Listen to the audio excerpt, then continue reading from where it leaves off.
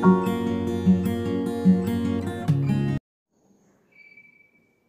देखिए हम अगले भाग में श्लोक नंबर 24, 25 और 26 का पाठन करेंगे। तो महाकवि भारवी वर्णन करते हुए कहते हैं कि वह ब्रह्मचारी वनेचर राजा दुर्योधन की उस संपूर्ण वृत्तांत को जान करके महाराज युधिष्ठिर के पास सुद्वैत वन में आता है और वह संपूर्ण समाचार का वर्णन करता है। उसी क्रम में वह महाराज दुर्योधन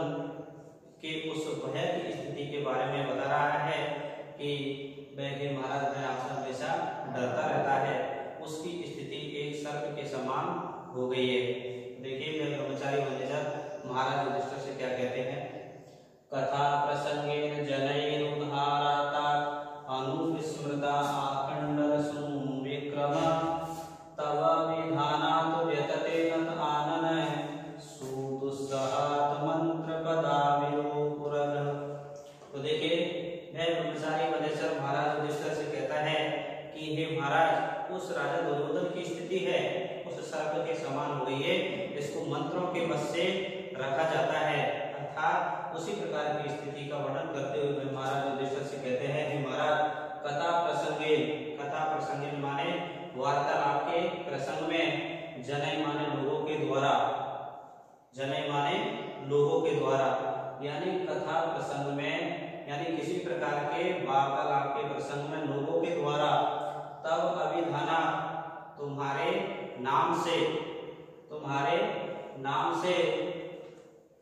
आखंडन सुनु विक्रम है। आखंडन सुनु विक्रम माने इंद्र के पुत्र अर्जुन के पराक्रम का, अनुस्मृत माने उसको याद करते हुए, नद आनन माने नीचा मुख किए हुए, स माने भय दुर्योधन, सुदुस्वाहात मंत्र पदादि उरगे यानी कठिनता से सहन करने योग्य मंत्रों के पदों से सर्प के समान उसकी स्थिति हो जाती है। अतः व्यथते वह चिंतित हो उठता है। अर्थात कि महाराज उस राजा दुर्योधन की स्थिति उस सर्प के समान हो गई है, जिसे कठिनता से सहन करने योग्य मंत्रों के पदों से बस में किया जाता है। एक बार देख लीजिए, कथा प्रसंगे जनई उदारता अनुस्मृता खंडन सुनु विक्रम तव विधानात् व्यतते नत आनन सुदुस्सहात मंत्र पदादि उरगे। तो हे महाराज, वार्तालाप के प्रसंग में लोगों के द्वारा, यानी वार्तालाप के प्रसंग में लोगों के द्वारा तुम्हारे नाम से उदारता मन उच्चारण किए गए। उदारता का मतलब होता है उच्चारण किए गए। एक बार दोबारा देखिए, वार्ता प्रसंग में लोगों के द्वारा उच्चारण किए गए तुम्हारे नाम से इंद्र के पुत्र अर्जुन के पराक्रम को याद करके नीचे मुख किए हुए,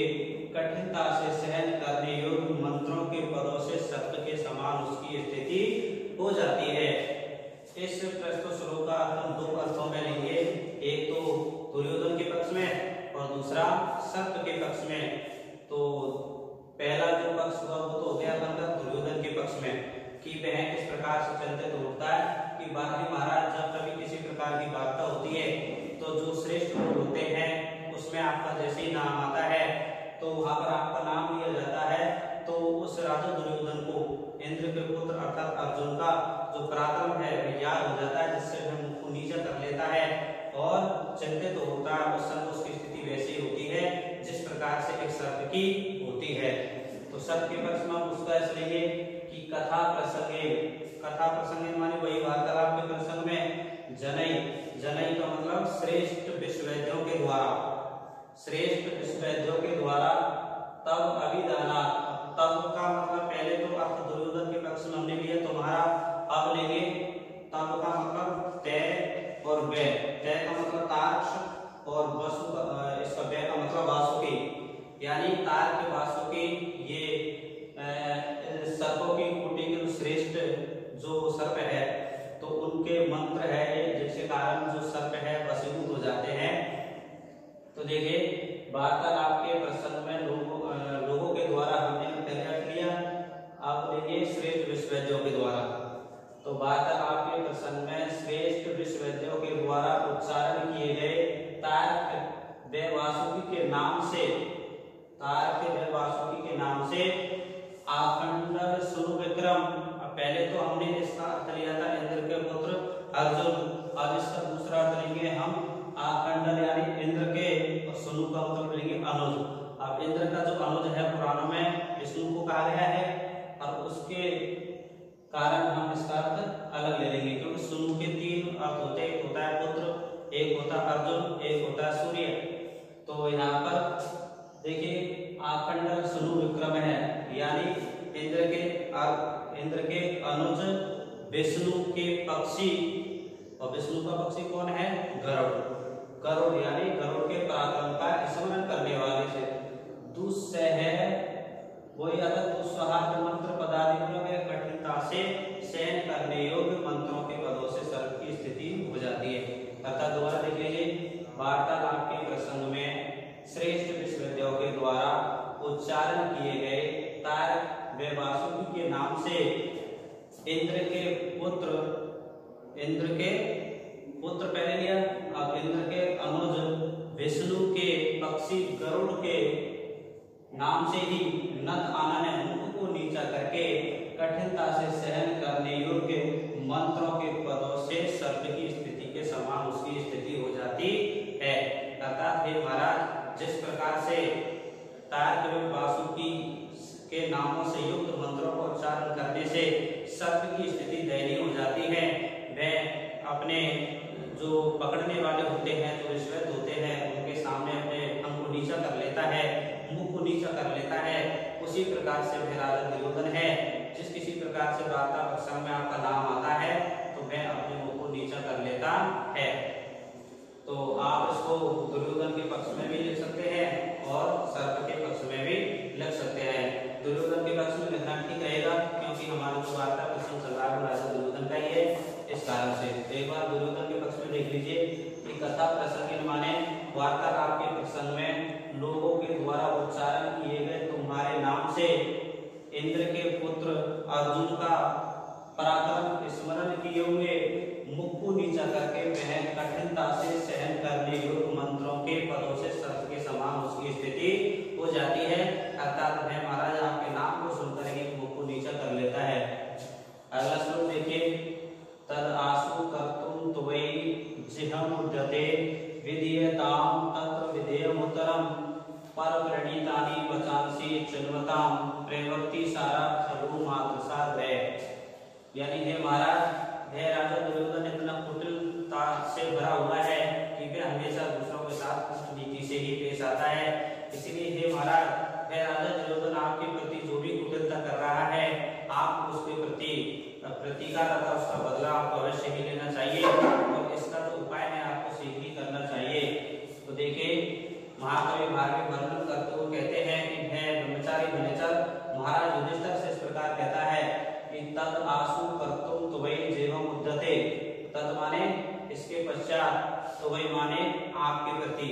इसके पश्चात हे महाराज आपके प्रति जिह्म कर्तुम उद्यते, वह राजा दुर्योधन कुटिलता करना चाहता है, अर्थात कुटिलता करने को तैयार है। इसलिए तत्र विधेयमुत्तरम विधीयताम, इसलिए हे महाराज नहीं विधेयमुत्तरम विधीयताम, उसके प्रतिकार में जो आपको उत्तर देना चाहिए, उसका जो बदला लेना चाहिए, उसका काम आपको शीघ्र ही कर देना चाहिए। क्योंकि पर प्रणीतानि वचांसि चिन्वताम, पर प्रणीतानि वचांसि यानी दूसरों के द्वारा कहे हुए जो वचनों का चिन्वताम माने संग्रह करने वाले, मातृसा गृह मुझ जैसे की जो वाणी है, प्रवृत्ति सारा खलु माने निश्चय ही, प्रवृत्ति सारा माने यथार्थ वृत्तांत की बोधक होती है। यानी हे महाराज, मैं जिस किसी प्रकार से जो बात कह रहा हूँ, मैंने छानबीन करके लक्ष्य करके इन सभी बातों को जाना है और मैंने आपके सामने सभी बातों का उल्लेख कर दिया है। इसलिए हे महाराज, मैंने भी जिस प्रकार से अपने इन वाक्यों का, इस प्रकार की सूचनाओं का संग्रह किया है, मैंने आपको बता दिया है। इस कारण से मेरे जैसे की जो वाणी है वो तो केवल यथार्थ वृत्तांत की ही बोधक है। एक बार दोबारा देख लीजिए, इसके पश्चात में आपके प्रति कुटिलता करने के योग्य है, कुटिलता कर रहा है, उसे दुर्योधन के प्रति उत्तर देने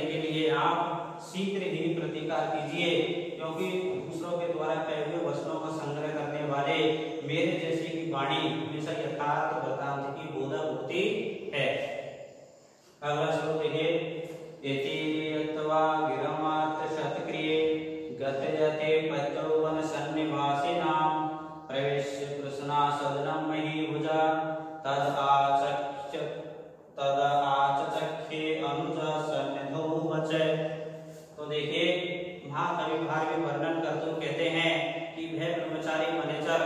राजा दुर्योधन के विषय संपूर्ण समाचार को वृत्तांत को महाराज युधिष्ठिर से निवेदन कर देता है और निवेदन करने के पश्चात वह आदर सत्कार प्राप्त करके महाराज से दान दक्षिणा प्राप्त करने के पश्चात वहां से चला जाता है। उसके बाद में वह महाराज युधिष्ठिर संपूर्ण वृत्तांत को सुनकर के